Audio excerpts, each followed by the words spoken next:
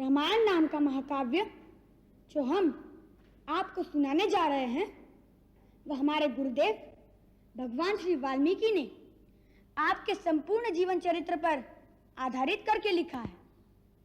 उन्होंने ही इसे संगीतबद्ध भी किया है। अतः आज तक की कथा हम आपको प्रतिदिन थोड़ी थोड़ी करके सुनाते जाएंगे।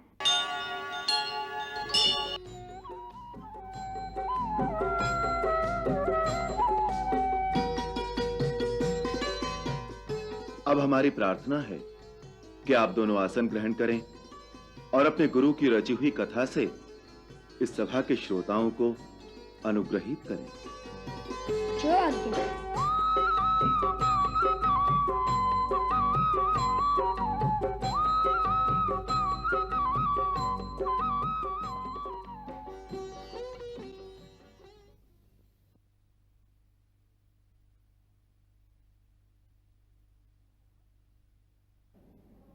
महाराज, रामायण नाम का महाकाव्य जो हम आपको सुनाने जा रहे हैं वह हमारे गुरुदेव भगवान परम पूज्य देवर्षि नारद जी और परम पिता ब्रह्मा जी के आदेश से आपके संपूर्ण जीवन चरित्र पर आधारित करके लिखा है।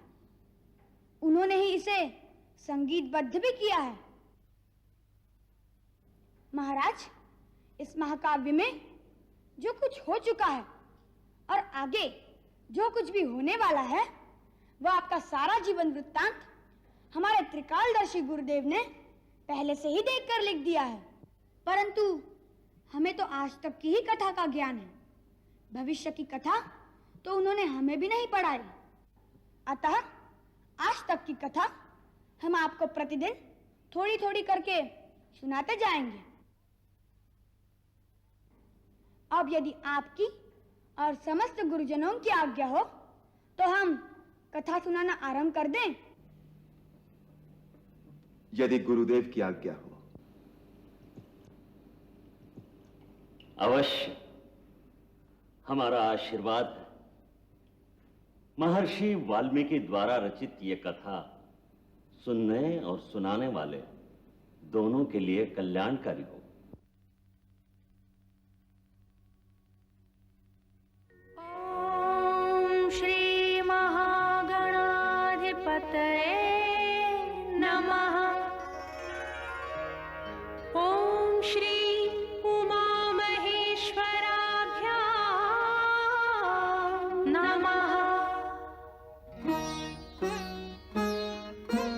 वाल्मीकि गुरुदेव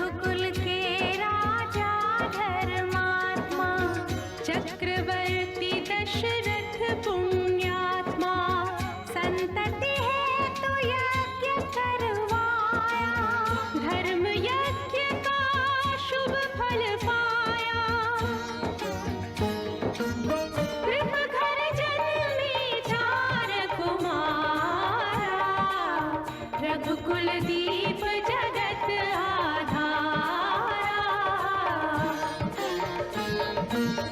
चारों भ्रातों के शुभ नामा, भरत शत्रुघ्न लक्ष्मण रामा। गुरु वशिष्ठ के गुरुकुल जाके, अल्पकाल विद्या सब पाके, पूरन हुई शिक्षा रघुवर पूरन काम की।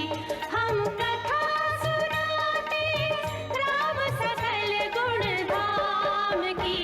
ये रामायण है पुण्य कथा श्री राम की।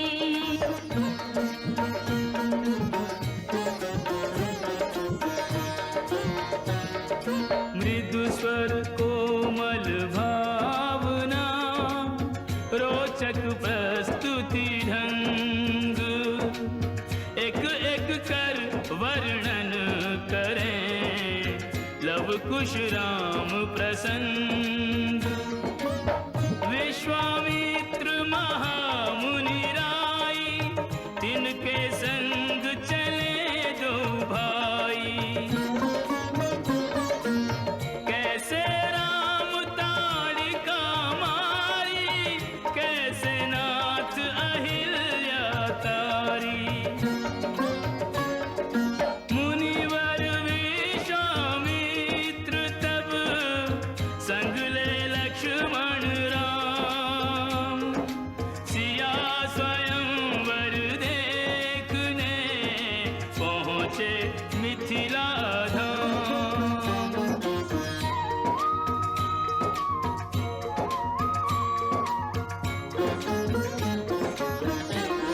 जनकपुर उत्सव है भारी, जनकपुर उत्सव है भारी। अपने वर का चयन करेगी सीता सुकुमारी। जनकपुर उत्सव है भारी। जनक राज का कठिन प्रण, सुनो सुनो सब कोई। जो तोड़े शिव धनुष को, सो सीतापति होय। कुतुरी शिव धनुष कठोर, सबकी दृष्टि राम की ओर। राम विनय गुण के अवतार, गुरुवर की आज्ञा सिरधार। सहज भाव से शिव धनु तोड़ा, जनक सुता संग नाता जोड़ा। रघुवर जैसा और न कोई, सीता की समता नहीं होई। दो करे पराजित, कांति कोटि रति काम की। हम कथा सुनाते राम सकल गुण धाम की। ये रामायण है पुण्य कथा सिया राम की।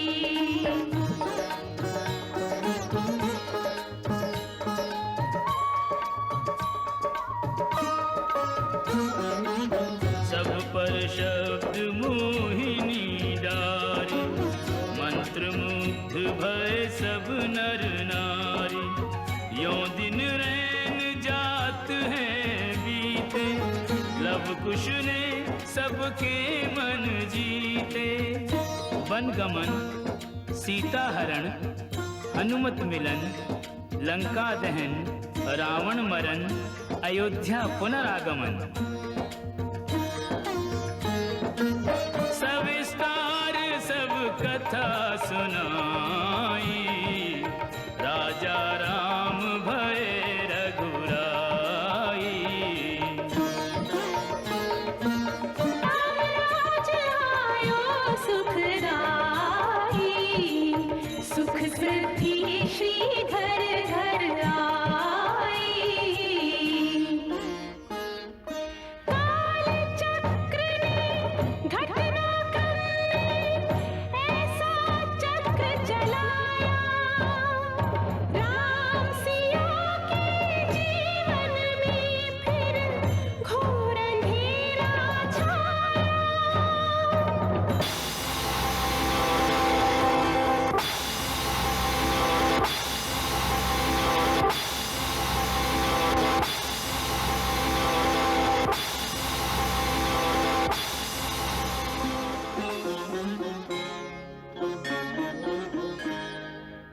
अवध में ऐसा ऐसा एक दिन आया, निष्कलंक सीता पे प्रजा ने मिथ्या दोष लगाया।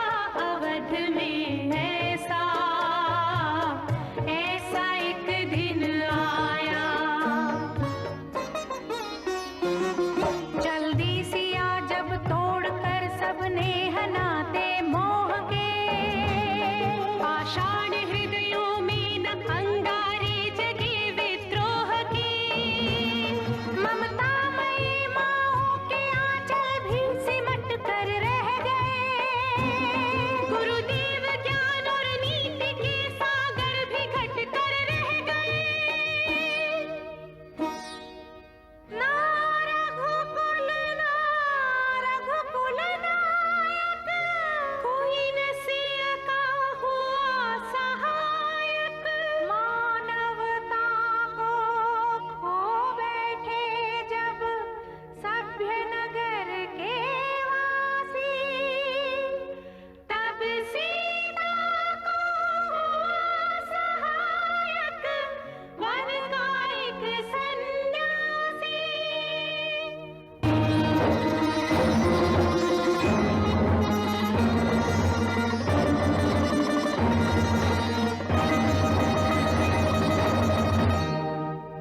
उन ऋषि परम उदार का वाल्मीकि शुभ नाम, सीता को आश्रय दिया, ले आए निज धाम।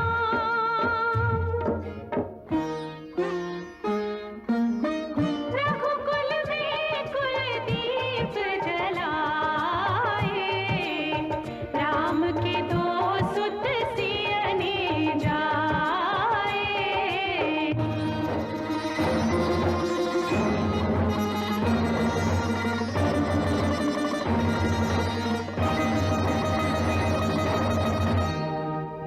श्रोतागण, जो एक राजा की पुत्री है, एक राजा की पुत्र वधू है और एक चक्रवर्ती राजा की पत्नी है, वही महारानी सीता वनवास के दुखों में अपने दिन कैसे काटती है, अपने कुल के गौरव और स्वाभिमान की रक्षा करते हुए।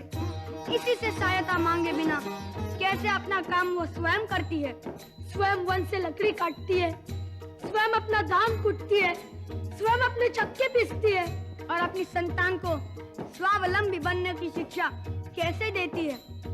अब उसकी एक करुण झांकी देखिए। जनक दुलारी कुल वधु दशरथ जी की राजरानी होके दिन वन में बिताती है। रहती थी घिरी जिसे दास दासी आठों याम, दासी बनी अपनी उदासी को छुपाती है। धर्म प्रवीण सती परम कुलीन, सब विधि दोषहीन जीना दुख में सिखाती है। जग माता हरि प्रिय लक्ष्मी स्वरूपा सिया, फूटती है धार भोज स्वयं बनाती है। कठिन कुल्हाड़ी लेके लकड़ियां काटती है, कर्म लिखे को पर काट नहीं पाती है। फूल भी उठाना भारी जिस सुकुमारी को था, दुख भरे जीवन का बोझ वो उठाती है। अर्धांगिनी रघुवीर की वो धर धीर भरती है नीर, नीर जैन में न लाती है। इसके प्रजा के अपवादों के कुचक्र में वो पीसती है, जाके स्वाभिमान को बचाती है। पालती है बच्चों को वो कर्मयोगिनी की भांति, स्वाभिमानी स्वावलंबी सबल बनाती है। ऐसी सीता माता की परीक्षा लेते, दुख देते, निठुर नियति को दया भी नहीं आती है।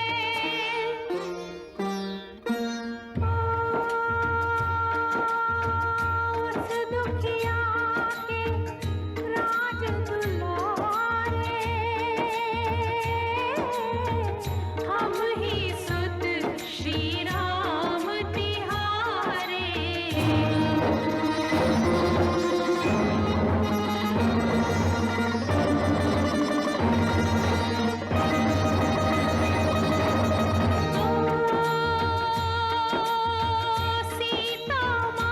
की आँख के तारे,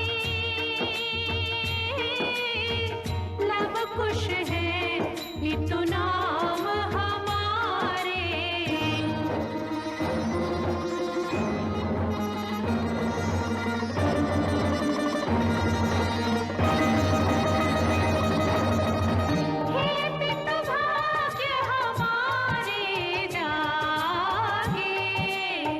राम कथा कही राम के आगे।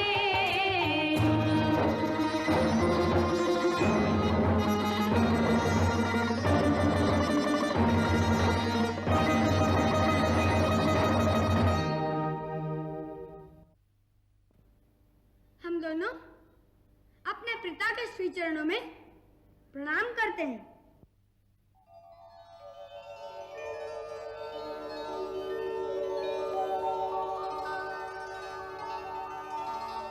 आप श्रेष्ठ मानव जाति के हैं और मैं वानर जाति का हूं। फिर भी यदि आप मुझसे मित्रता करना चाहते हैं तो मेरा हाथ उसी प्रकार थाम लीजिए जैसे पिता अपने पुत्र का हाथ पकड़कर उसे संभालता है। कपिराज, आज से हम आपके हो गए। मैं अग्निदेव के सामने आपको वचन देता हूं कि आपकी पत्नी का अपहरण करने वाले बाली का निश्चय ही वध करूंगा और आपको आपका खोया हुआ राज और आपकी पत्नी वापस दिलाऊंगा। प्रभुनाथ, ये है महाराज सुग्रीव और महाराज ये है रघुकुल तिलक श्री रामचंद्र जी और ये इनके अनुज श्री लक्ष्मण जी। मैं सूर्यपुत्र सुग्रीव आपके श्री चरणों में नमस्कार करता हूं। मैं दशरथ नंदन राम महाराज सुग्रीव को प्रणाम करता हूं। आपने एक सिंहासन विहीन को महाराज कहकर संबोधित किया, यह आपके हृदय की विशालता का सूचक है। हृदय की विशालता नहीं, यह हमारे हृदय की अभिलाषा का सूचक है। हम आपको सदा महाराज स्वरूप ही देखेंगे। हम आपके सद्भावना वचनों से कृतार्थ हुए। अब गुफा के अंदर चलिए, हमारे निवास को पावन कीजिए। पधारिए, पधारिए, विराजिए। नहीं महाराज, यह स्थान तो आपका है। अब हमारे विशेष अतिथि हैं। फिर भी राजा का स्थान राजा का ही होता है। पधारिए। धन्यवाद प्रभु, फिर भी पहले आप पधारिए।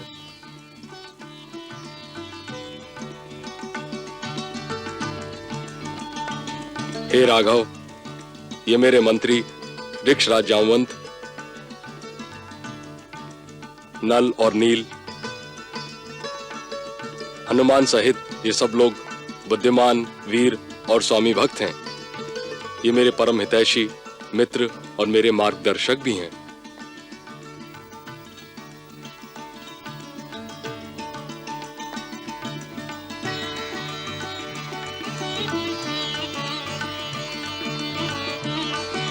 आप बड़े भाग्यशाली हैं, क्योंकि ऐसे मंत्रियों और सहयोगियों का मिलना जो राजा के हितैषी हों, निस्वार्थ हों और जिनमें राजा को उचित मार्ग दिखाने का भी साहस हो, बड़ा दुर्लभ है।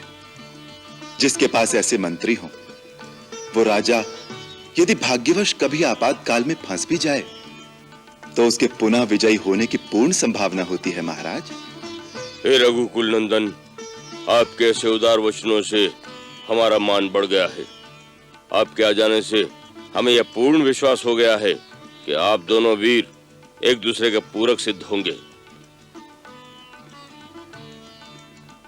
हनुमान से आपकी समस्या का वृतांत सुन चुके हैं। हम महाराज सुग्रीव की ओर से आपको पूर्ण विश्वास दिलाते हैं कि महाराज अपने विश्वसनीय वानरों की सहायता से आपकी भार्या पूज्य सीता देवी की खोज अवश्य निकालेंगे, जिससे आप उन्हें उस राक्षस के हाथों से मुक्त करा सकें। आपका यह अभीष्ट कार्य सिद्ध हो जाए तो हम ये अपेक्षा करेंगे कि महाराज सुग्रीव के बड़े भाई बाली ने इनका राज्य और इनकी स्त्री दोनों छीन लिए हैं। उन्हें वापस दिलाने में आप इनकी सहायता करेंगे। इससे आप दोनों में एक राजनैतिक संधि भी हो सकती है। क्षमा करें ऋक्षराज, मैं इस प्रकार महाराज सुग्रीव की कोई सहायता नहीं कर सकता।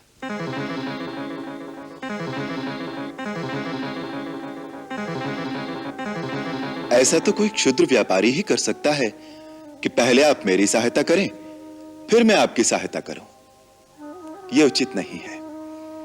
और दूसरी, जो आपने राजनैतिक संधि की बात कही है, सो राजनीति की नींव तो केवल स्वार्थ पर रखी हुई है, और मेरी प्रकृति में स्वार्थ का कहीं स्थान नहीं है। क्षमा करें नाथ, हम अल्प बुद्धि योनि के जीव हैं। हमारी भाषा पर ध्यान न देकर केवल हमारी भावना पर विचार कीजिए। हमारी भावना पवित्र है। हमें वो नाता बताइए जिससे हम वानर और ऋक्ष योनि के समस्त प्राणी आप जैसे महामानव के साथ संबंध स्थापित कर सकें। वो एक ही नाता है ऋक्षराज, जो योनियों, जातियों, लोकों, धर्मों और समस्त ऊंच नीच को लांघकर एक प्राणी का दूसरे प्राणी से अटूट संबंध स्थापित कर सकता है। और वो नाता है मित्रता का नाता।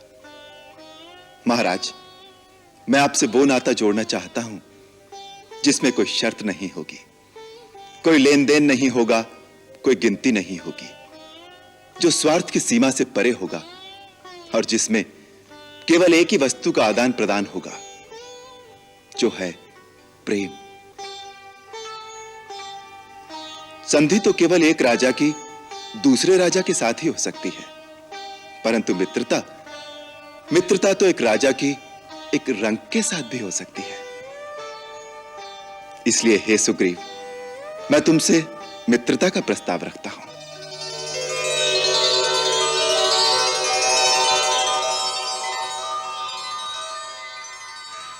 आप धन्य हैं राम। मित्रता एक पवित्र वस्तु है।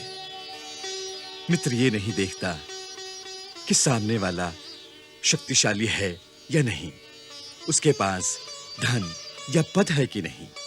मित्र वही होता है जो मित्र के लिए बिना कहे ही अपने प्राण तक न्यौछावर कर देता है। महाराज सुग्रीव, आज आपको आपकी चिंता का सागर पार करने के लिए राम की मित्रता रूपी नौका मिल गई है। श्री राम ने आज बिन मांगी मित्रता प्रदान करके जैसे एक मृत शरीर को जीवन दान दे दिया हो। प्रभु, हनुमान सत्य कहता है।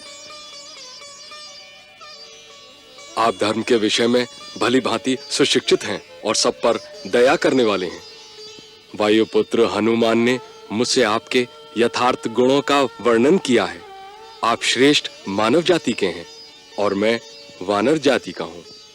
फिर भी यदि आप मुझसे मित्रता करना चाहते हैं तो मेरा हाथ उसी प्रकार थाम लीजिए जैसे पिता अपने पुत्र का हाथ पकड़कर उसे संभालता है।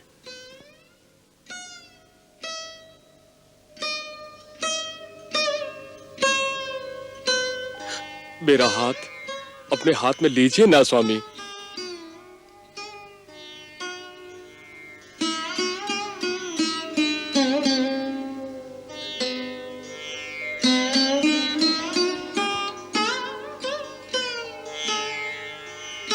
कपिराज,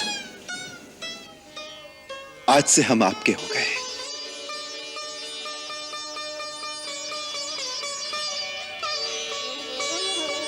हे प्रभु, उठिए।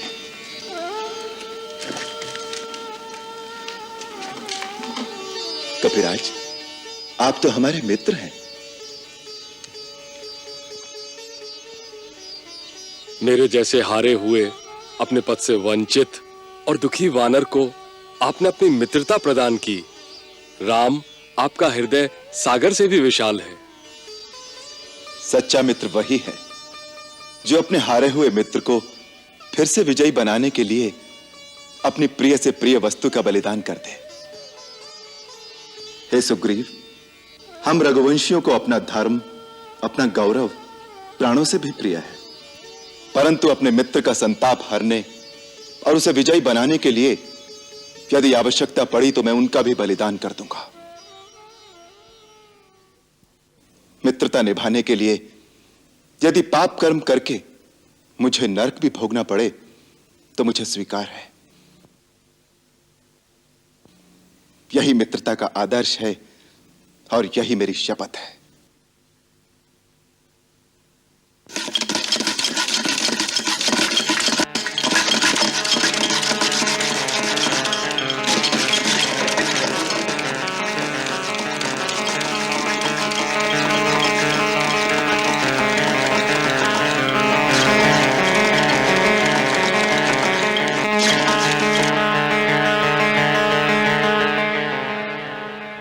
मैं इस पवित्र मुहूर्त को अमर बनाने के लिए अग्निदेव को साक्षी बनाकर लाया हूं। स्वामी, आप दोनों अग्निदेव की प्रदक्षिणा करें, जिससे इस मैत्री बंधन को देवताओं का आशीर्वाद मिले।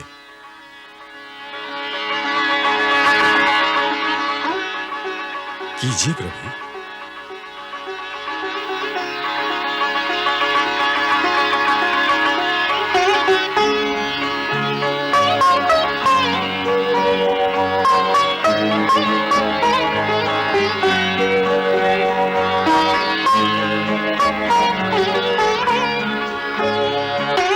लीजिए स्वामी, अग्नि देवता को अर्पण कीजिए।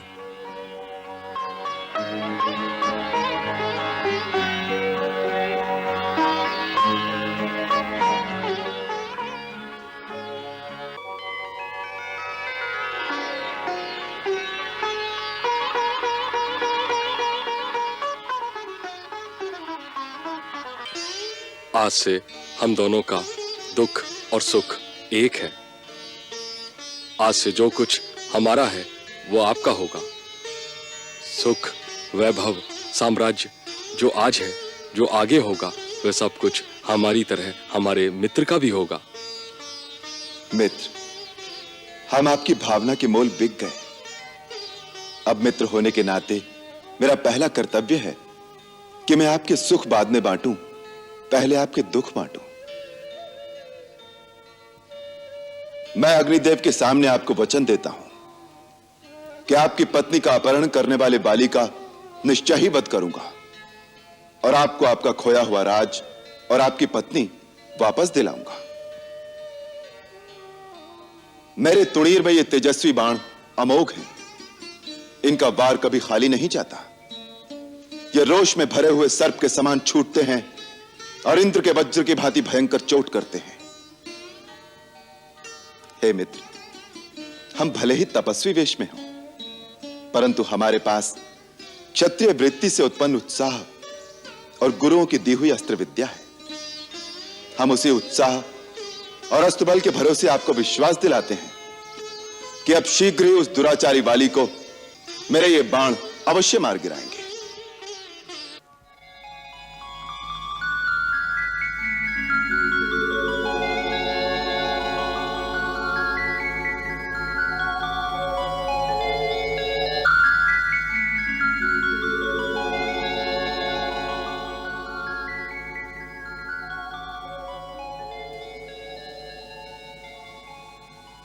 महाराज, जिस घर में भाई भाई आपस में सच्चे प्रेम के साथ इकट्ठे रहते हो, ऐसे ही घर को इस धरती का स्वर्ग कहते हैं। आप दोनों भाई इकट्ठे क्यों नहीं रह सके, ये बड़े दुख की बात है। आप दोनों में शत्रुता किस कारण हो गई, ये मैं जानना चाहता हूं। दो भाइयों के बीच में शत्रुता सचमुच बड़े शोक की बात है, परंतु बाली ने बहुत तिरस्कारपूर्ण बर्ताव मेरे साथ किया है। उसने लात मारकर मुझे राज्य से निकाल दिया। इतना ही नहीं, मेरी स्त्री को भी, जो मुझे प्राणों से भी अधिक प्रिय है, उसने छीन लिया। जितने मेरे शुभचिंतक साथी थे, इन सबको बंदी बना लिया है। परंतु आपने उसका ऐसा क्या बिगाड़ा था जो उसने आप पर इतना घोर अत्याचार किया? कुछ नहीं प्रभु, मैं तो सदा उसकी सेवा ही करता रहा हूं। पिता की मृत्यु के पश्चात जब से वह राजा बना और मुझे युवराज बनाया, तब से मैं एक दास की भांति उसकी सेवा ही करता आया हूं। हमारी किष्किंधा नगरी धरती के नीचे एक विशाल गुफा में बसी हुई है। नगर के बीचों बीच हमारा राजमहल है। हम वहीं बड़े सुख और आनंद से रहते थे, बाली तारा के साथ और मैं अपनी पत्नी रूमा के साथ। मेरे मन में कभी बाली के प्रति लेश मात्र भी वैमनस्य का भाव नहीं रहा।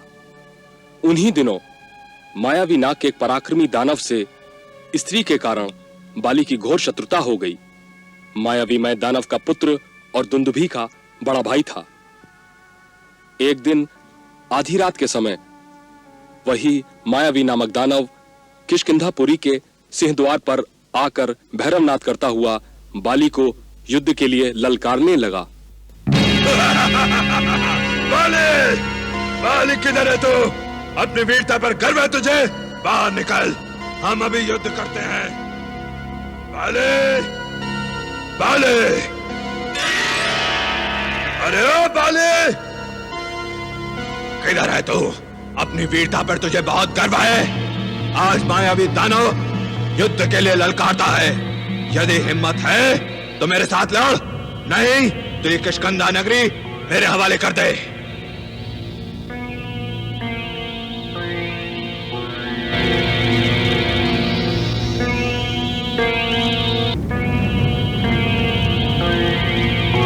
गरजने तो भैया उसको, आप मत जाओ। रात में निशाचर की शक्ति दुगनी हो जाती है। हट जा सुग्रीव, बाली भी किसी से कम नहीं। तो भैया मैं आपको अकेले नहीं जाने दूंगा, मैं भी साथ में चलूंगा। तो आओ। बाली! कब तक अपनी स्त्री की गोद में मुंह छुपाए रहेगा? नगर के बाहर निकल, मेरे सामने आकर या तो युद्ध कर, नहीं तो चूड़ियां पहन ले। हाँ? अरे दोनों भाई? नहीं नहीं नहीं, मैं नहीं लड़ूंगा।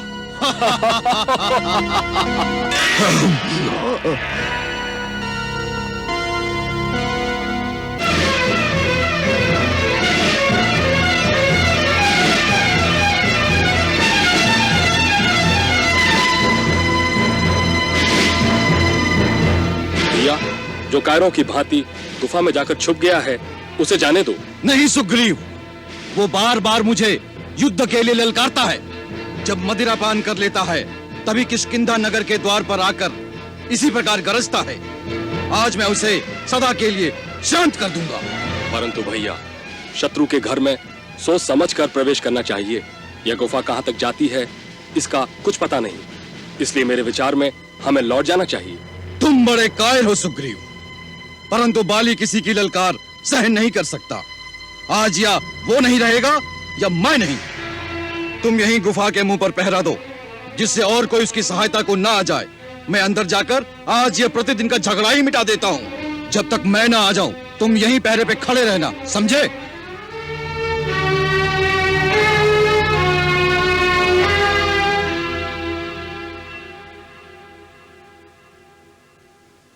बाली की आज्ञा पालन के लिए मैं कंदरा के बाहर खड़ा प्रतीक्षा करता रहा। दिन पर दिन, मास पर मास बीतते गए। वहीं प्रतीक्षा करते हुए 1 वर्ष बीत गया।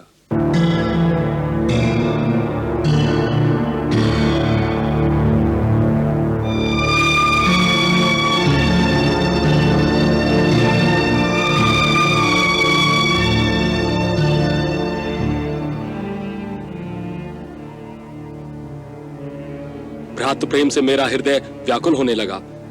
मेरे मन में शंका होने लगी, कंदरा में कहां खो गया मेरा भाई? अवश्य ही मायावी के हाथों मारा गया होगा।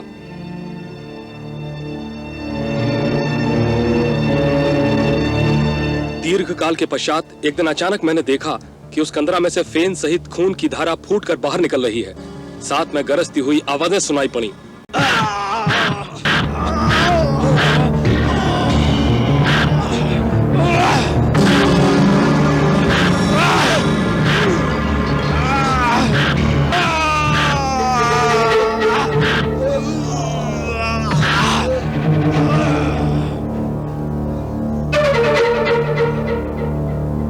थोड़ी देर के पश्चात वह भैरवनाथ शांत हो गया। रक्त बहता रहा। मैं बौखला उठा। मुझे निश्चय हो गया भैया बाली उस भयानक दानव के हाथों मारे गए। मैंने इस भय से आतुर होकर कि वह दुष्ट दानव बाहर निकलकर और उत्पात न मचाए उस कंदरा के द्वार को बड़े पत्थर की शिला से बंद कर दिया।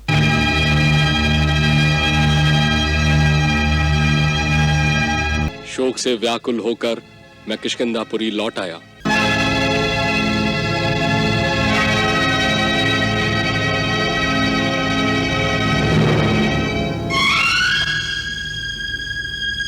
मैं जब वापस आया तो मंत्रियों ने यह निर्णय किया कि बाली के होते हुए मैं किष्किंधा का युवराज था, इसलिए उसके न रहने से मुझे राजा बनाया जाए। मैं आपसे सत्य कहता हूं कि मैं अपने भाई की मृत्यु के शोक में इतना दुखी था कि मुझे अपने राज्याभिषेक में कोई रुचि नहीं थी, परंतु मंत्रियों आदि ने यह सोचकर कि राजा के बिना सारा वानर साम्राज्य बिखर जाएगा, उसी दिन मेरा राज्याभिषेक करके मुझे राजा बना दिया।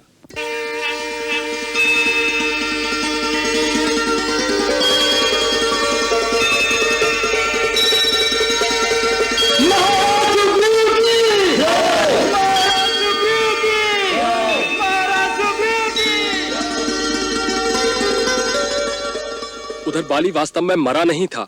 लहू जो गुफा से बाहर निकला था उस मायावी दानव का था जिसे बाली ने मार डाला था, उसका वध कर दिया था। बाली गुफा के द्वार पर जब आया उसने देखा कि कोई गुफा के मुंह पर एक बड़ा पत्थर रखकर गया है। इससे उसे मेरे ऊपर बहुत क्रोध आया। उसने सोचा कि मैंने उसके साथ विश्वासघात किया है। किसी प्रकार वह इस पत्थर को तोड़कर बाहर निकला, सीधा किष्किंधा आ गया। उस समय मैं राजदरबार में था, बाली वहीं सीधा आ गया।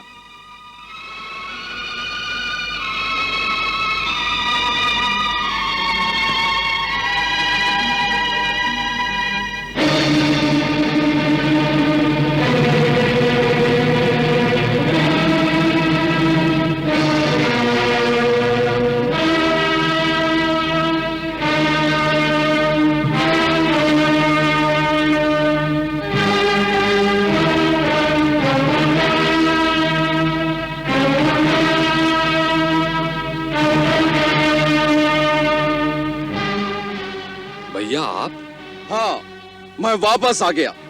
मैं जानता हूं मेरे जीते जी वापस आ जाने से तुम्हें बहुत कष्ट हुआ होगा। हाथ में आया हुआ राज्य जाता दिखाई दिया होगा। नहीं भैया, आप मुझे गलत न समझें।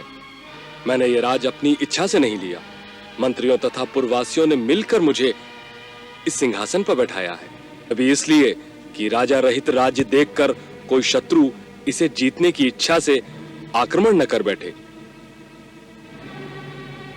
यह राज आपकी धरोहर है, यह राज आपका है भैया। मैं आपका वही सेवक हूं भैया। विश्वासघाती, अब ऐसी चिकनी चुपड़ी बातें करके तुझे लज्जा नहीं आती? इस पापी को देखो, मैं इसको अपना अनुज समझकर अपनी रक्षा के लिए गुफा के मुंह के द्वार पर छोड़ गया था, ये कहकर कि मेरे आने तक यही पहरा देना ताकि जब तक मैं उस मायावी दानव से युद्ध करके उसे मार न लूं और कोई इस राक्षस की सहायता के लिए अंदर न आ सके। परंतु इसने भ्रातृद्रोह किया है। मेरी रक्षा करने की जगह इस दुष्ट ने उस कंदरा के मुंह पर एक बड़ी सी शिला रखकर उसे बंद कर दिया। अवसर पाकर राज्य पद भी ग्रहण कर लिया। अपने भाई और राजा के साथ द्रोह करके यह मृत्यु दंड का पात्र हो गया है। अब मैं अपने हाथों इसका वध करूं तो अनुचित नहीं होगा। नहीं महाराज, यह सत्य नहीं है। आज मैं तुझे नहीं छोड़ूंगा। महाराज, मैंने कोई विश्वासघात नहीं किया। तू निर्लज्ज है। तू यहाँ राजा बन के बैठ गया। 1 वर्ष तक गुफा के बाहर आपकी आज्ञानुसार खड़ा रहा। तू समझा मैं मर गया। फिर जब अंदर से लहू की धार निकली और आप बाहर नहीं आए तो मैंने समझ लिया कि दानव ने आपका वध कर दिया है। छोड़ूंगा नहीं मैं आज, जान से मारूंगा। इस डर से कि दानव मुझे भी मार डालेगा और किष्किंधा को उजाड़ देगा, तो मैंने एक बड़े पत्थर से उस गुफा का मुंह बंद कर दिया। मेरी भूल को क्षमा करें महाराज, मुझे क्षमा करें महाराज। तू समझता क्या है कि तू राजा बन गया? किष्किंधा का राज्य हो गया। दुष्ट, पापी, कायर, भाग के कहां जाता है? छोड़ूंगा नहीं तुझे आज मैं।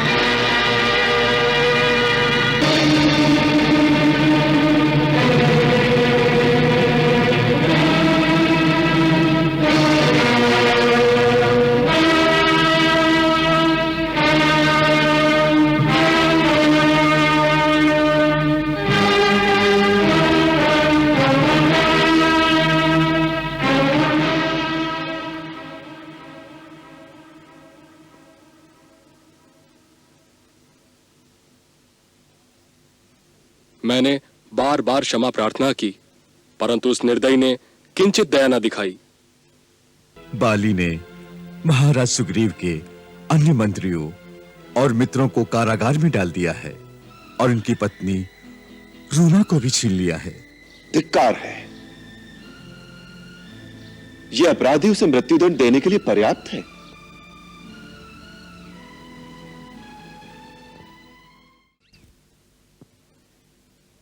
बाली, ओ बाली, बाहर निकल, मैं तुझे नहीं छोड़ूंगा बाली। आज मैं तुझसे अपने अपमान का बदला लूंगा। बल है तो बाहर निकल, मुझसे युद्ध कर। ओ बाली। ये सुग्रीव की आवाज है। हाँ, उसी की है।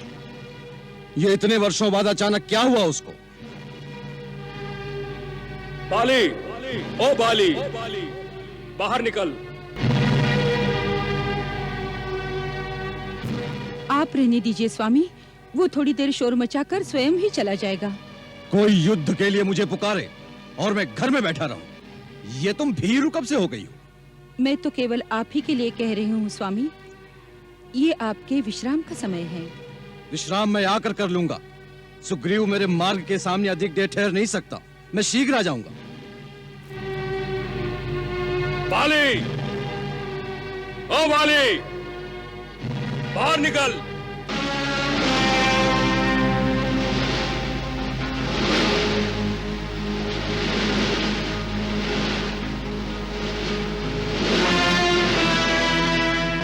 बिल में छुपे चूहे, ये क्या अवतागती सूझी? जा छुप जा, जा छुप जा जाके अपने उसी बिल में। प्रलाप न कर बाले, युद्ध कर युद्ध।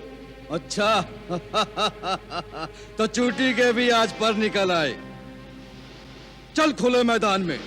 चल, चल तो चल।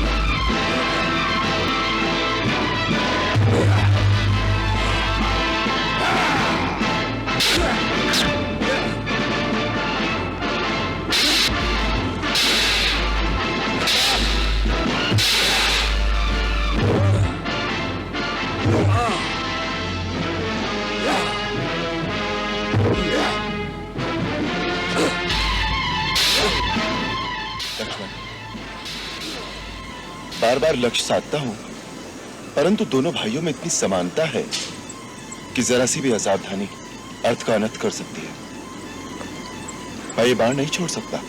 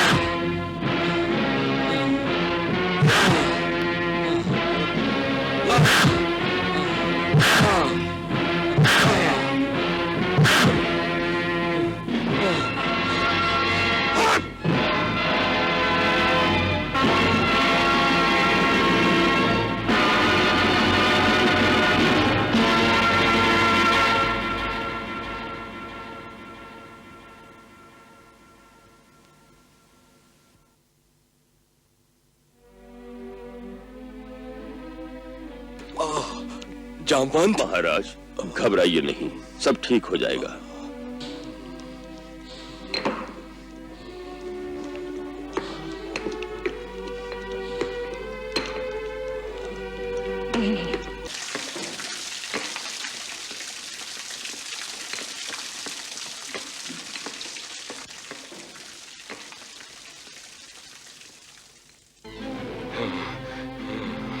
कैसे हो मित्र? वाह मित्र वाह, अच्छा वचन निभाया, क्या साथ दिया, अच्छी मित्रता निभाई। क्या बहुत पीड़ा हो रही है? कृपालु रघुवीर, मैंने तो आपसे पहले ही कहा था, बाली मेरा भाई नहीं है, मेरा काल है काल। फिर भी आपने मुझे उकसाकर मौत के मुंह में भेज दिया और आप छिपकर मेरे पिटने का तमाशा देखते रहे। रघुनंदन, आपने ऐसा क्यों किया? मुझे पहले ही सच सच बता देते कि आप बाली को मारेंगे नहीं, तो मैं लोक हंसाई कराने तो न जाता। तुम्हारा रोष स्वाभाविक है, परंतु शांत चित्त करके मेरी विवशता को समझने का प्रयत्न करो। तुम दोनों वेशभूषा, कद, चाल ढाल हर प्रकार से एक समान हो। दोनों भाइयों का रूप भी एक जैसा ही है। तुम दोनों की समानता देखकर मैं भ्रम में पड़ गया। यदि मेरी भूल से मेरा बाण तुम्हारे हृदय को विदीर्ण कर देता तो कैसा धर्म संकट था मेरे लिए। अपनी शरण में आए हुए एक प्राणी को वध करने का कलंक रघुकुल की कीर्ति को मिट्टी में मिला देता। इसी कारण मैंने शत्रु संहारक बाण नहीं छोड़ा और तुम्हें इतना कष्ट उठाना पड़ा।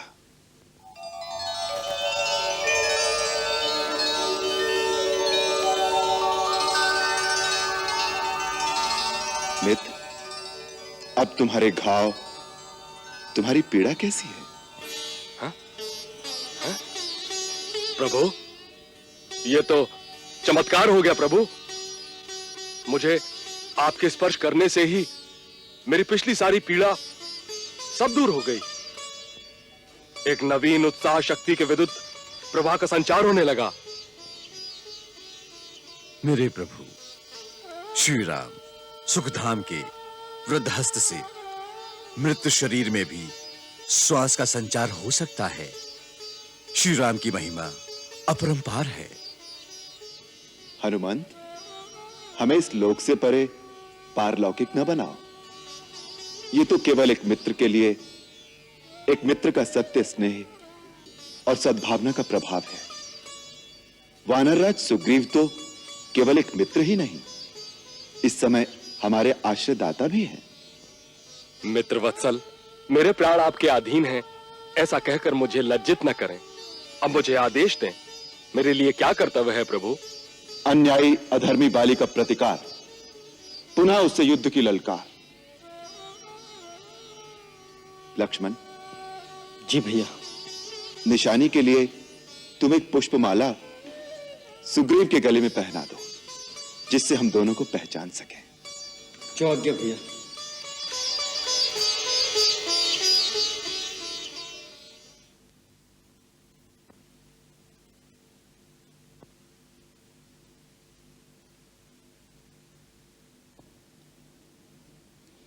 दूध लीजिए स्वामी। बाले! कायर! लज्जा से डूब मर! युद्ध से भागकर पत्नी के आंचल में जाकर छुप गया। हिम्मत है तो बाहर निकल। सुग्रीव तुझे युद्ध के लिए ललकार रहा है। बाहर आ! ओ वाले! देखा तारा, आज तेरी बहन रूमा का विधवा होना निश्चित है। बाली के हाथों उसके भाई के वध को आज कोई नहीं टाल सकता। स्वामी, स्वामी, नाथ, नाथ, जल्दी में आपके पिता देवराज इंद्र की प्रदान की हुई ये विजय सुवर्णमाला धारण करना भी आप भूल गए।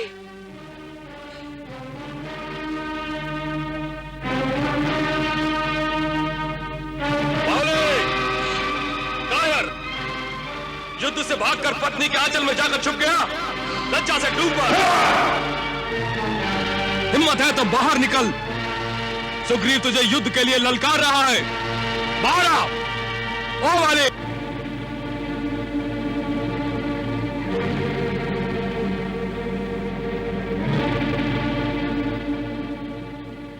निर्लज्ज, तू फिर आ गया। मैंने छोटा समझकर पहली बार तुझे जीता छोड़ दिया था, परंतु अब नहीं छोड़ूंगा। लगता है तेरी मृत्यु तुझे दोबारा किष्किंधा के द्वार पर घसीट लाई है। किसकी मृत्यु होगी ये तो युद्ध के बाद ही पता चलेगा। सुग्रीव, मेरे हाथों क्यों मरता है? अब भी चला जा। कारों जैसी बात मत कर बाले। यदि मां का दूध पिया है तो आ जा मैदान में। अच्छी बात है, तेरे भाग्य में आज मरना ही लिखा है, तो चल आजा। चल।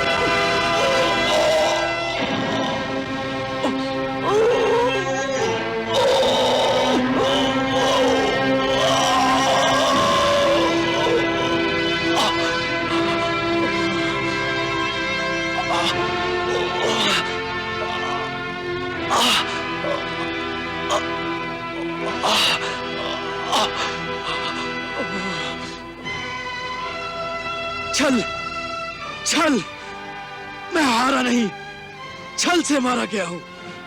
तूने छल किया है मेरे साथ।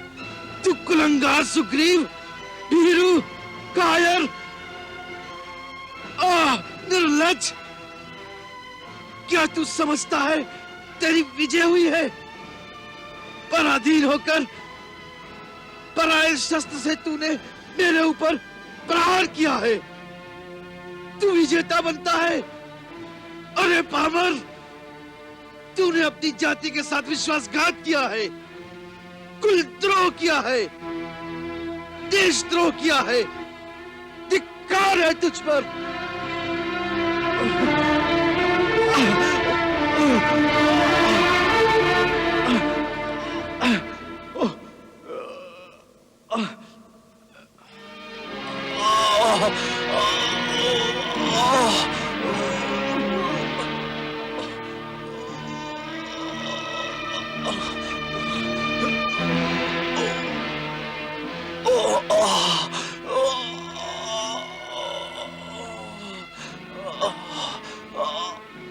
आ गए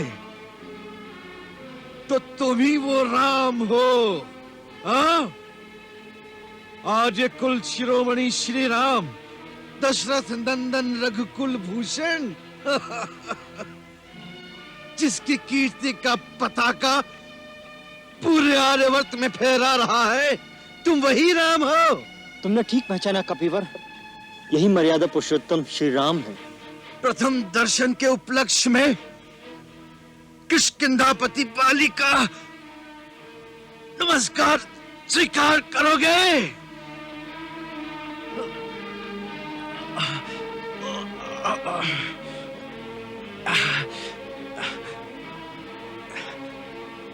ए धर्म ध्वजाधारी मर्यादा पुरुषोत्तम श्री राम, मुझे केवल इतना बता दो, कौन सी मर्यादा का तुमने पालन किया है राम? आड़ से छुपकर तुमने मेरे ऊपर प्रहार किया है। इस प्रकार वार करना वीरों का काम नहीं है, ये तो व्याध का काम है राम। इस दुष्कर्म से क्या अपनी वीरता के नाम पर कलंक नहीं लगाया है राम? राम बोलो, राम बोलो, उत्तर दो राम, उत्तर दो।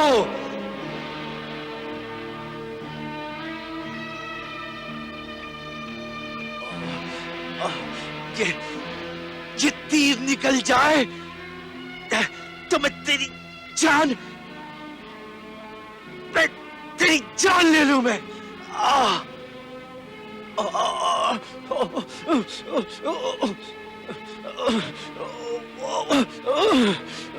हनुमान, इनका बाण निकाल दो, इनकी पीड़ा कम हो जाएगी।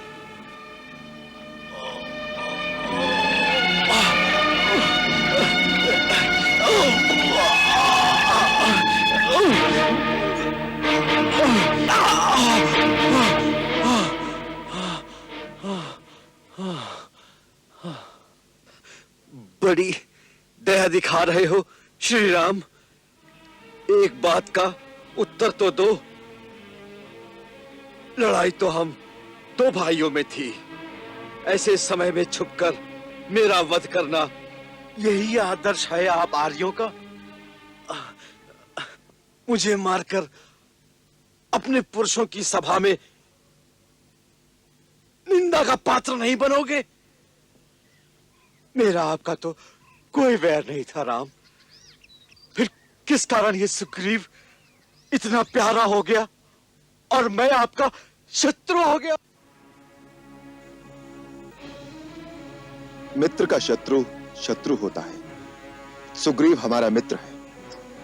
तुमने उसके प्रति जो अन्याय किया है तथा तुम्हारे पापों का दंड देने के लिए हम तुम्हारा वध करने की प्रतिज्ञा ले चुके हैं। रघुवंशी जब किसी को वचन देते हैं तो प्राण जाने पर भी उस वचन को पूरा करते हैं। राम, सुग्रीव से मित्रता करने में रावण द्वारा हरण की गई अपनी स्त्री के उद्धार का तुम्हारा स्वार्थ नहीं छुपा है, किंतु ये प्राणों के भय से पहाड़ों की खो में मुंह छुपाए पड़ा रहने वाला ये कायर क्या तुम्हारी सहायता करेगा बोलो? इसके लिए तुम किष्किंधापति बाली के पास आते तो देखते मैं अब तक उस दुरात्मा को बांधकर तुम्हारे चरणों में डाल चुका होता। जिस प्रकार क्रूरतापूर्वक तुमने बाली का वध किया है, उस अनीति को तुम इतिहास की दृष्टि में कभी न्यायोचित नहीं ठहरा सकोगे कि तुमने मुझे रणभूमि में मेरे साथ वीरों की भांति युद्ध करके मुझे नहीं मारा, मुझे अधर्म पूर्वक मारा है तुमने। तुमने मेरी निरपराध हत्या की है। तुम्हारे इस पाप का प्रायश्चित कभी नहीं होगा राम, कभी नहीं होगा।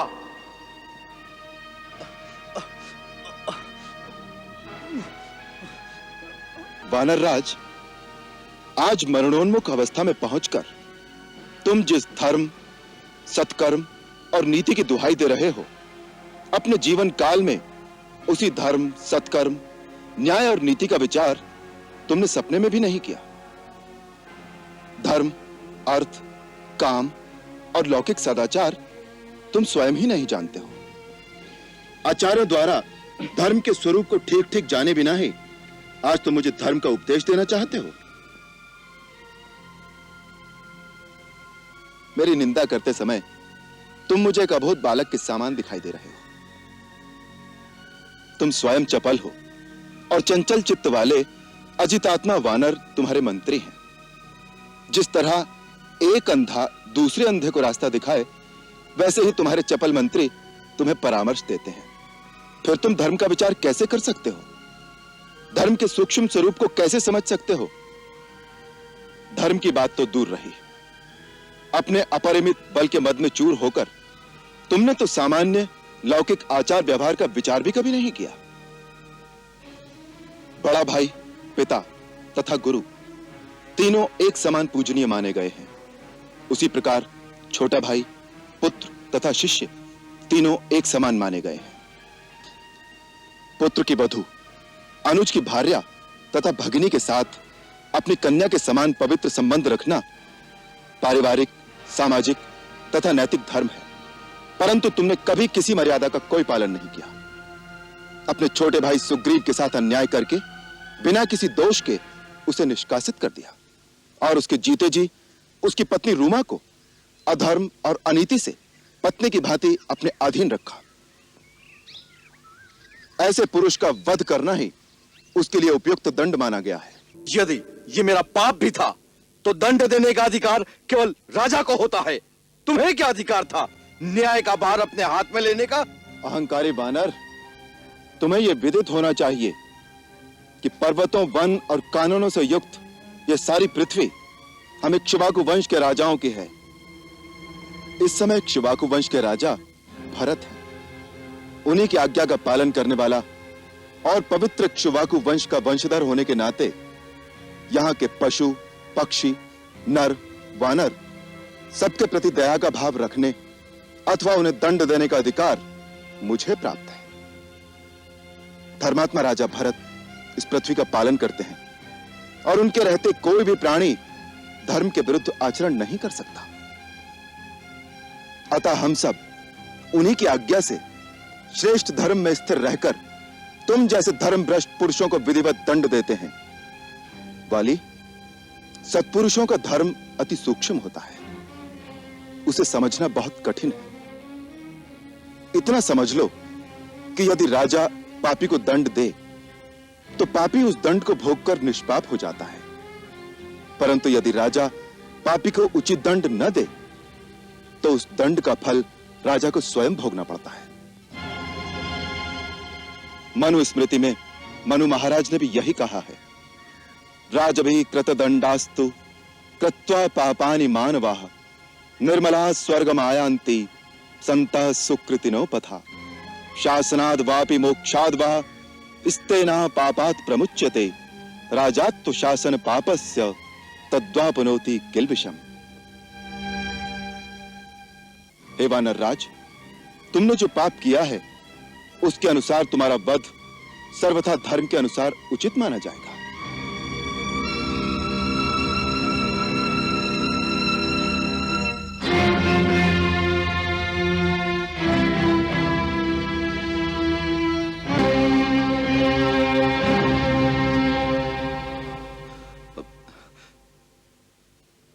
हे दिव्य स्वरूप नरोत्तम, दुष्टा, दंभ और अहंकार के पट मेरी आंखों के आगे से हट गए। मेरी आत्मा के अंतर चक्षु खुल रहे हैं। मानो आत्मा ने परमात्मा को पहचान लिया है। आपके अमोद बाण की पीड़ा के प्रमाद में, अज्ञान के आवेश में मेरे मुख से आपके प्रति अनुचित वाक्य निकल गए हैं। उसके लिए क्षमा करें प्रभु। आप तो परमार्थ तत्व के यथार्थ ज्ञाता हैं और मैं धर्मभ्रष्ट प्राणियों में अग्रगण्य हूं। हे कृपा सिंधु, मेरा अंत मुझे अचेत कर देने वाला है। उससे पहले अपनी चरण रज देखकर मुझे प्रायश्चित कर लेने दीजिए प्रभु।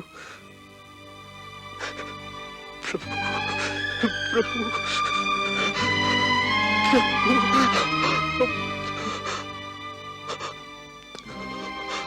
प्रभु।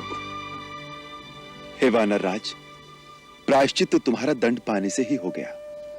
मनु ने कहा है, राजा से दंड पाकर मनुष्य फिर से पापहीन और पवित्र हो जाता है। सो हे राजन, तुम अब निष्पाप हो, इसलिए अधीर न हो। अपने मन से मृत्यु का भय संताप निकाल दो। हम सब तुम्हारी दीर्घायु की मंगल कामना के साथ तुम्हारी सेवा और उचित उपचार करके तुम्हारे प्राणों की रक्षा करेंगे। प्रभु, अब रक्षा किस लिए? जीवन तो बार बार मिल जाएगा, परंतु फिर इन हाथों से मरण पाकर मोक्ष तो नहीं मिलेगा। हे राम, ऐसी मृत्यु फिर नहीं मिलेगी प्रभु, फिर नहीं मिलेगी। जन्म जन्म मुनि जतन कराही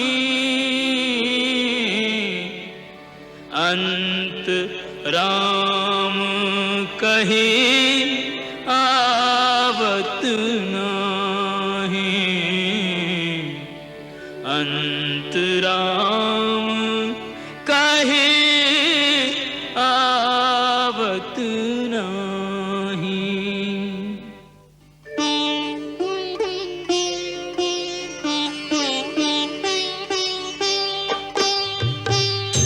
जासु नाम बल शंकर काशी, देत सबहि समगति अविनाशी।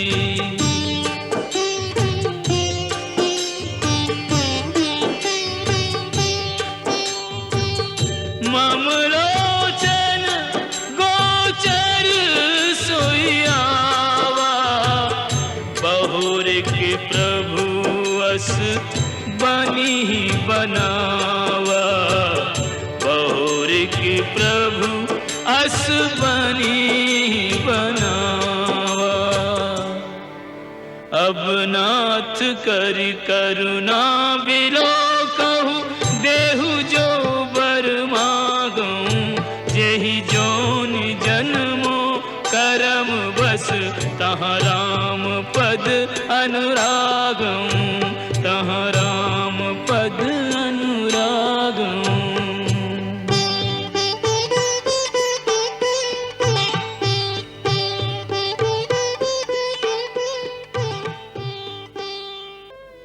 स्वामी नाथ, स्वामी नाथ,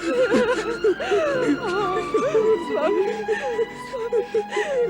क्या हो गया स्वामी?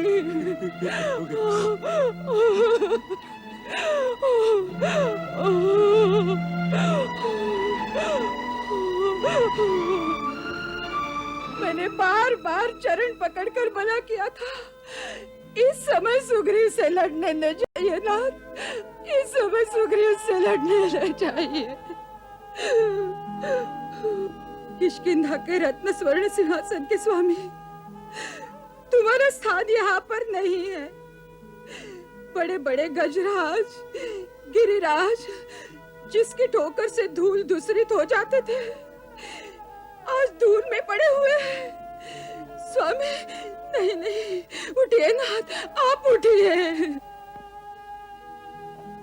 तारा, तारा सकरी के, तुम तो ज्ञान का सागर हो, धीरज रखो। देखो तुम्हारे सामने तीनों लोगों के स्वामी श्री राम खड़े हैं। नहीं नहीं देख सकती स्वामी, मेरा तो त्रिलोक तुम ही हो स्वामी। उठो उठो, अपने किष्किंधा के राजभवन में चलो स्वामी, राजभवन में चलो। कुछ क्षण, कुछ पल, कुछ ही श्वास शेष है, फिर चाहे जहां ले जाकर प्रतिष्ठित कर देना अपने पति किष्किंधा के राजा बाली को। पिताजी, मेरा पुत्र, मेरा अंगद अपने कांधे पर उठाकर ले जाएगा अपने अपार बलशाली पिता को। अंगद, अंगद, मेरे लाल, सुन रहा है तू? अपने प्रतिपालक पिता का आदेश सुन रहा है तू? हाँ माँ। पिताजी, आप मुझसे कुछ क्यों नहीं बोलते? मैं आपका अंगद हूँ पिताजी। स्वामी, अपने वीर सुकुमार लाडले अंगद के मस्तक को चूम कर धीरज तो बंधाइए, इसे कुछ तो संदेश दीजिए स्वामी। अब ये क्रोध और बदले की आग में भभकते काका सुग्रीव के अधीन होकर अपना जीवन कैसे बिताएगा? नहीं,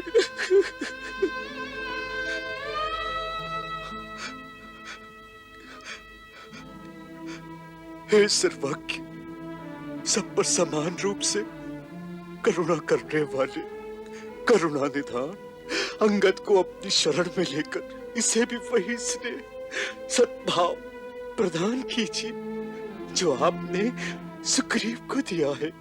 इसका हाथ अपने हाथ में लीजिए रघुनाथ।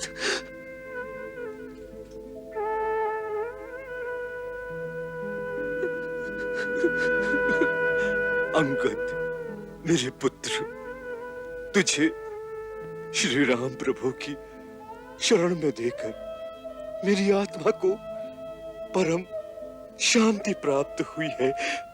बेटा, अब देश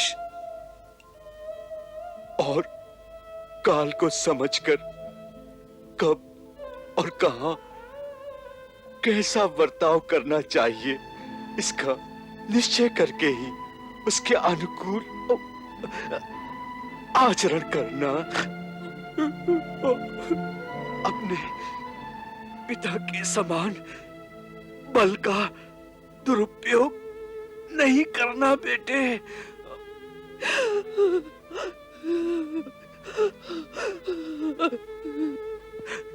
सदैव सुग्रीव काका को ही अपने पिता के समान सम्मान देकर उनकी आज्ञा के अधीन रहना,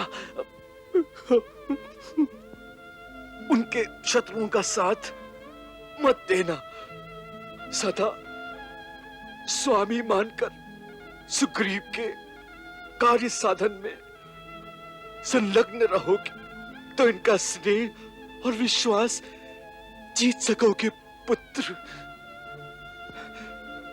समय के साथ ही अपने आप को बदल लेना ही बुद्धिमानी है बेटे।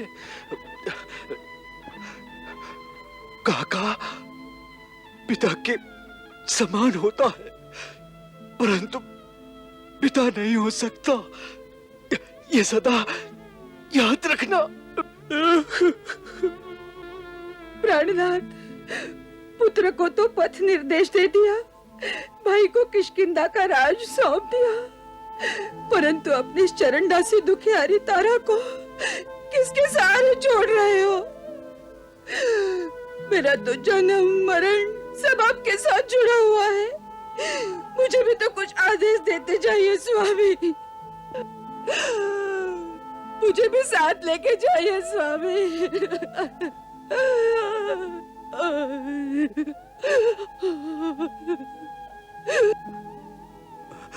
तारा, तारा, आज तक कोई किसी को साथ नहीं ले गया, यही ध्रुव सत्य है।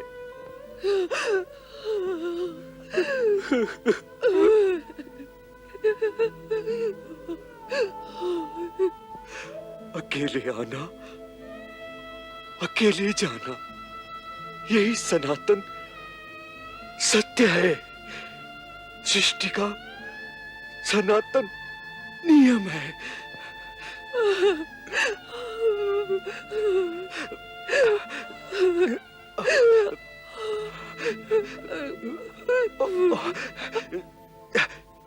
तारा, तारा, तेरा मेरा अब साथ यही तक था।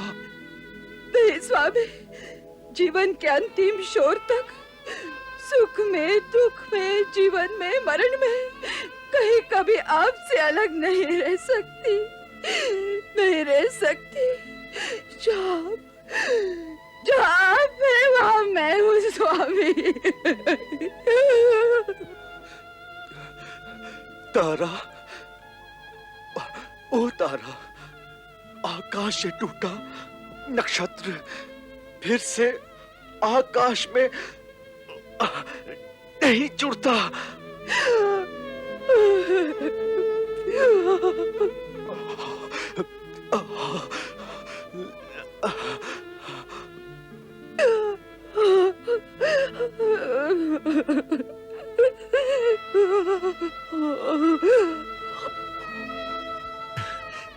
देवी, पूज्य वंदनी पति परायण, आपका ये रुदन, ये विलाप अनंत पथ पर जाते हुए पथिक की आत्मा के लिए वेदना का कारण बन रहा है। शांति से प्राण उत्सर्ग करने दीजिए अपने प्राणाधार को। नहीं, स्वामी, राम, राम।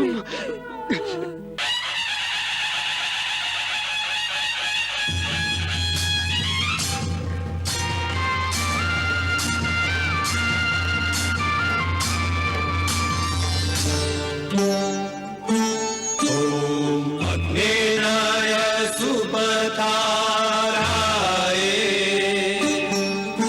अस्मान् विश्वानि देव वयुनानि विद्वान् युद्धस्मज्जुहुराणमेनो भूयिष्ठान्ते नमः उक्तिं विधेम।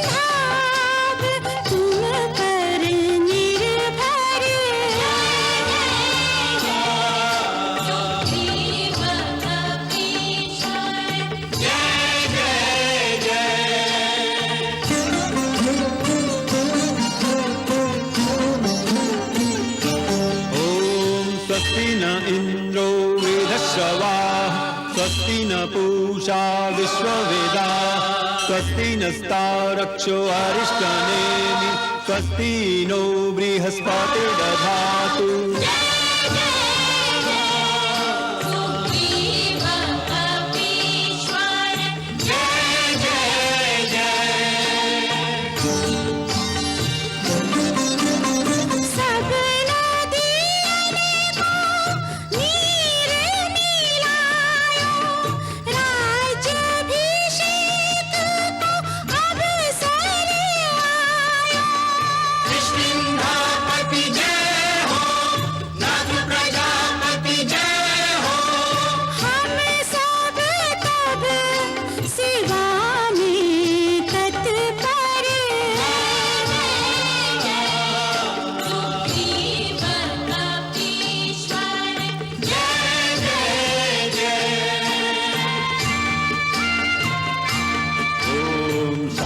संगच्छध्वं संवदध्वं संगो मनांसि जानतां देवाभागं यथा पूर्वे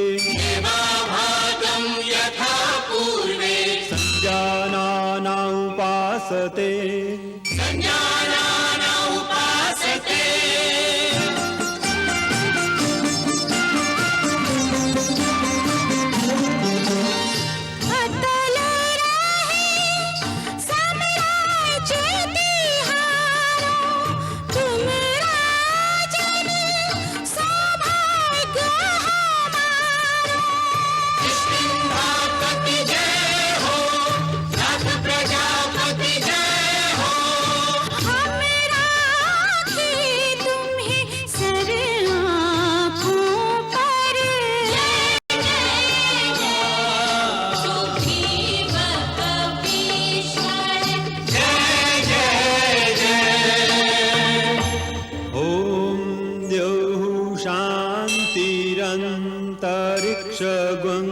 शांति पृथिवी शांतिरापः शांतिरोषधयः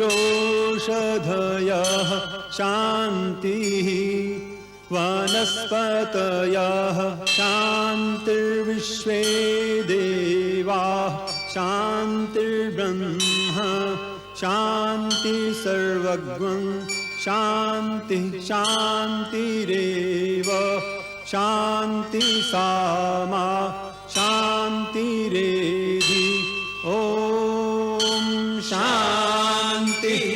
शांति शांति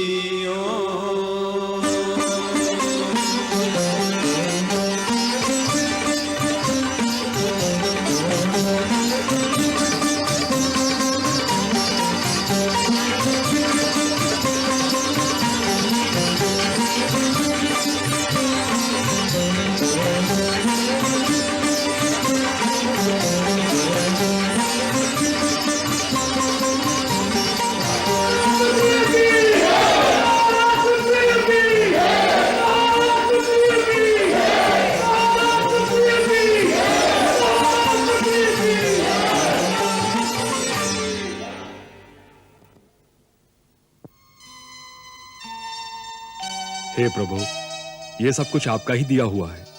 मैं तो आपका आशीर्वाद लेने आया हूँ। अंगद, ये सब इन्हीं के श्री चरणों का प्रताप है। इनके श्री चरणों में नमस्कार करो वत्स।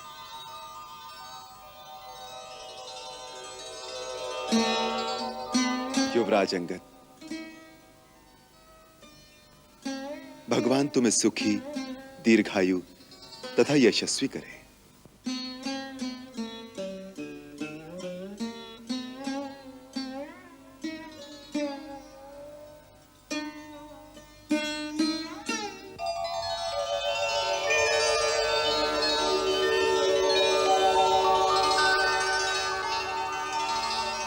किष्किंधापति महाराज सुग्रीव, भगवान पुंडरीकाक्ष आपको एक आदर्श प्रजावत्सल राजा होने का यश प्रदान करे।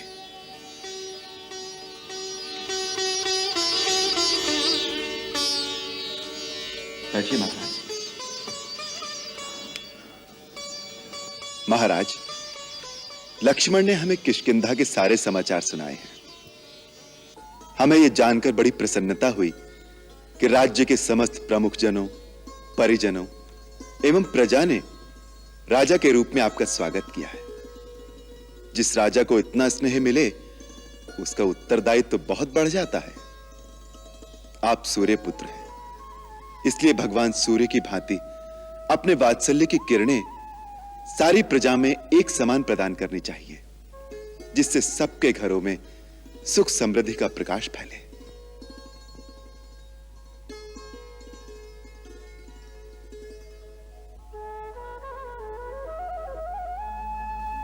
यद्यपि आपके पास हनुमान, जामवंत, नल नील आदि बुद्धिशाली मंत्री हैं, फिर भी हम आपको परामर्श देंगे कि वाली के साथ जो मित्र थे, उन्हें भी अपने मंत्रिमंडल में अवश्य सम्मिलित करना चाहिए। विशेषतः वाली के मित्रों को यह आभास नहीं होना चाहिए कि उनका अस्तित्व अर्थहीन हो गया है। इस साम्राज्य को समृद्धशाली बनाने में जिनका योगदान है, उनका सहयोग अवश्य लेना चाहिए। इससे एक ओर तो प्रजा कल्याण के कार्य निर्बाध रूप से चलते रहेंगे, दूसरी ओर राज्य में फूट नहीं पड़ेगी। इस समय आपका प्रथम कर्तव्य है राज्य की समस्त शक्तियों का संगठन।